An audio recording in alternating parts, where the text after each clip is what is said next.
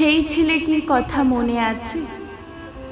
Rail লাইনের ধারে বসে ধানের বুকের ঢেউ দেখত, লাইনে কান পেতে মাইল মাইল দূর শব্দ শুনত, আর পাকা আমের গন্ধ বুকে নিত। সবাই ভাবত ছেলেটি পাগল, কোনো কাজে মন নেই, খালি আকাশ দেখে, তারা গোনে, ঘাসের সাথে কথা বলে, ছুটে পালিয়ে যায় নদীর দিকে, জমির পেছন জয়ন্তী পাহাড়। বৃষ্টি ভেজা মাটির রাস্তায় সে নাচতে নাচতে সবাই ভাবত আছাড় খাবে। ও চলত শূন্য প্রান্ত মাটি ছোঁয়া আকাশ দেখতে। ও আকাশ ছুঁতে চেয়েছিল।